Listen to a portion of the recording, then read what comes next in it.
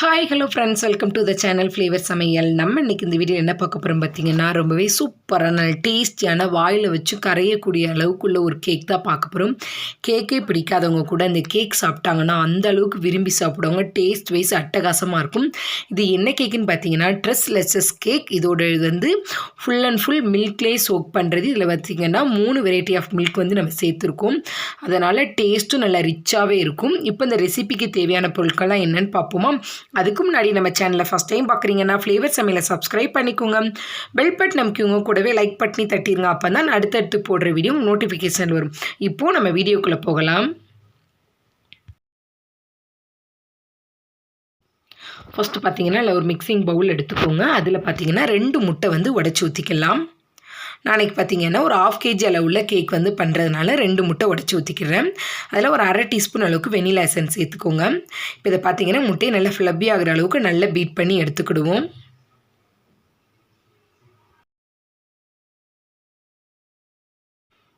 முட்டையை பார்த்தீங்கன்னா நல்லா பீட் பண்ணி எடுத்தாச்சு. இதில் ஒரு 1/4 கப் அளவுக்கு பவுட்ரு பண்ண சர்க்கரை வந்து சேர்த்துக்கலாம். கொஞ்சம் கொஞ்சமாக சேர்த்து நல்லா மிக்ஸ் பண்ணி பீட் பண்ணிக்கோங்க.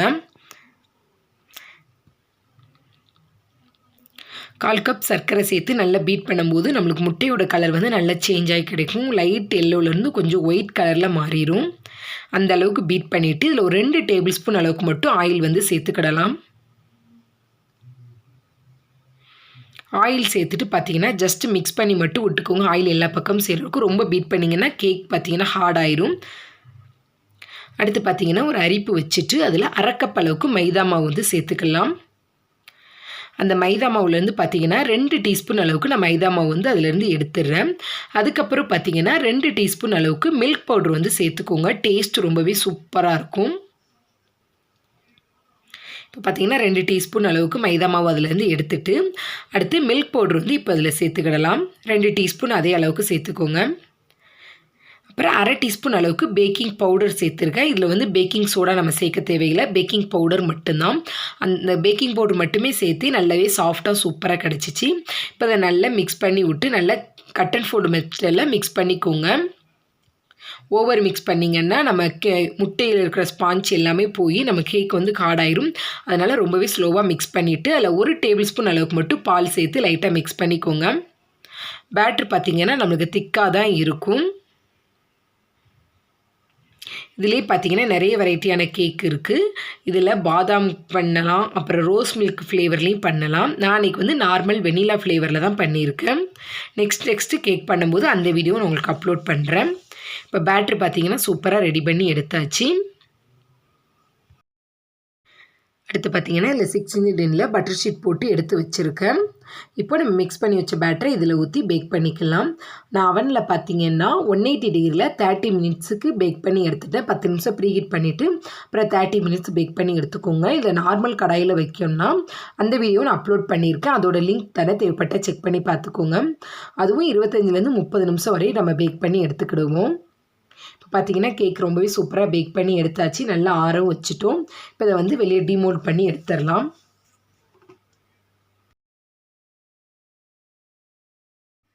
இப்போ உங்களுக்கே பார்க்கும்போது தெரியும் நம்ம வெறும் பேக்கிங் பவுடர் மட்டும் சேர்த்து கேக்கே ரொம்பவே சூப்பராக நல்லா சாஃப்டாக கிடச்சிருக்கு.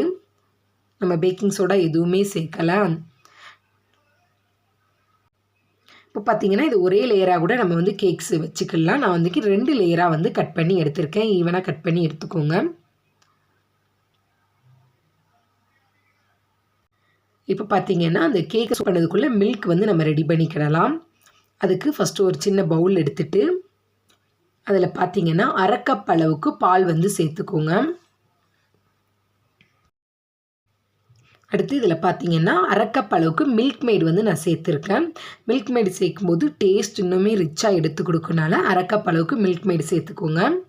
அடுத்து இதில் வந்து ஃப்ரெஷ் க்ரீம் வந்து நம்ம யூஸ் பண்ணுவோம். இன்றைக்கி வந்து என்கிட்ட ஃப்ரெஷ் க்ரீம் இல்லை அப்படிங்கிறதுனால 1/2 கப் அளவுக்கு பாலில் ஒரு 3லேருந்து ஒரு 4 டீஸ்பூன் அளவுக்கு மில்க் பவுடர் சேர்த்து நல்லா பீட் பண்ணி இதோடு சேர்த்துக்கிட்டேன். இப்படி செய்யும் போதுமே டேஸ்ட் ரொம்பவே சூப்பராக இருந்துச்சு.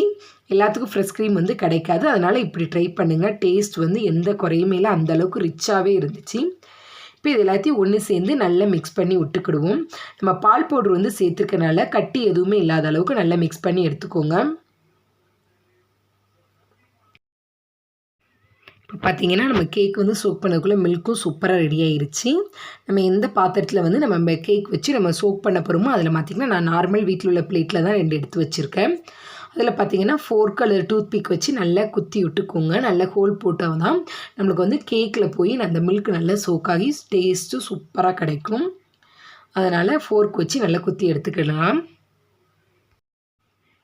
இப்போ பார்த்தீங்கன்னா நம்ம எடுத்து வச்சுருக்க மில்கை 2 கேக்லேயும் நல்லா ஊற்றி சோக் பண்ணிக்கோங்க.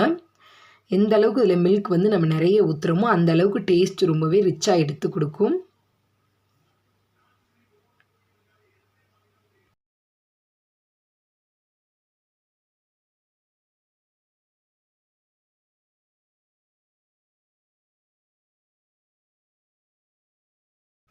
இப்போ பார்த்தீங்கன்னா 2 கேக்லையுமே நல்லா வந்து நம்ம ரெடி பண்ணி வச்சுருக்க மில்க்கை ஊற்றி நல்லா சோக் பண்ண வச்சாச்சு.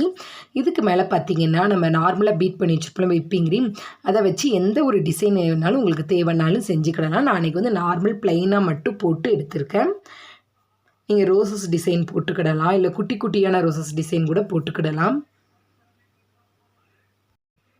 விப்பிங் க்ரீம் வீடியோ பார்த்தீங்கன்னா ஆல்ரெடி நம்ம சேனலில் இருக்குது. அந்த லிங்க்கும் நான் உங்களுக்கு டிஸ்கிரிப்ஷன் பாக்ஸில் தரேன், தேவைப்பட்ட செக் பண்ணி பார்த்துக்கோங்க.